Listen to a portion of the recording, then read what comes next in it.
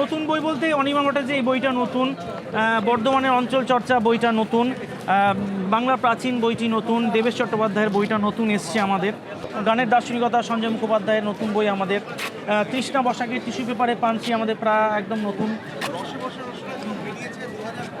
বীরভূমের মন্দিরের পীরের মাজার সাহিত্য সাধক এটাও আমাদের নতুন। এটা বেশ অদ্ভুত ধরনের, তিনি দীর্ঘদিন ধরে হয়তো সাহিত্য চর্চা করেন না, কিন্তু তার সাহিত্যের প্রতি একটা নেশা রয়েছে। মন কেমনের গল্প, একটা অন্য ধরনের বই। এটা ফটোগ্রাফি নিরঞ্জন কর্মকারের, ওনার প্রচ্ছদ নিয়ে আমরা কাজটা করেছি, লেটারিংটা করেছেন দয়াময় বন্দ্যোপাধ্যায়। নতুন বই বিদ্যাসাগর, এই বইটি নতুন, দোলানাগ, দুটো বই নতুন।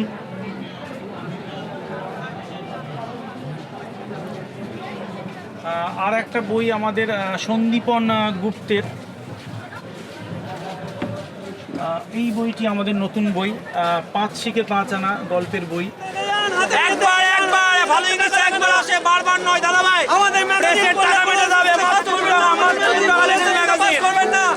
বাদল সরকারের শেষ সাক্ষাৎকার, বাদল সরকারের শেষ সাক্ষাৎকার কি বলে গেল বাদল সরকার, কি বলে গেল ইন্দুমিতে বাদল সরকার কি বলে গেল। দাদা ভাই মাত্র 2 টাকা, দাদা ভাই মাত্র 2 টাকা, একটা সিগারেটের দাম 3 টাকা। ভালো লাগলো যে আপনি আমাকে এত দিন ধরে মনে রেখেছেন। আপনি খুব যদি সালটা যদি মনে হয় তাহলে 2009 সাল, আজ থেকে প্রায় 13-14 বছর আগের কথা। মানে বইমেলা মানে আমরা বিশ্বাস করতাম যে বইমেলা মানে বিরাট একটা আড্ডা, বিরাট একটা আনন্দ। আর এটাও ঠিক যে পরিচিত প্রকাশকদের বা পরিচিত বন্ধুদের যাদের বই, তাদের অনেক পয়সা কমিয়ে, মানে 100 টাকার বই 20 টাকায় নিয়ে যাবো, 30 টাকা নিয়ে, এটা একটা মনোপ্রবৃত্তি ছিল আমাদের সেই সময়, মজা ছিল।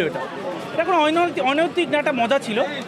কিন্তু আমরা যখন পত্রিকা করেছি সেই সময়, কবিতা বুলেটিন হাত ধরে যখন এই পত্রিকা করি, তখন বইমেলা সামগ্রিকভাবে কিন্তু একটা ওপেন ছিল। এটা সর্বান্তকরণের যে কোনো সোশ্যাল মিডিয়া বা আমরা নিউজ চ্যানেলে এটা প্রকাশ্যে বলতে পারি, সেইটা কিন্তু অনেকটা ঘাটতি পড়েছে বইমেলাতে। কীরকম ঘাটতি পড়েছে? আগে বইমেলাতে আমরা যখন লিটল ম্যাগাজিন বিক্রি করতাম, লিটল ম্যাগাজিন যেখানে সেখানে যত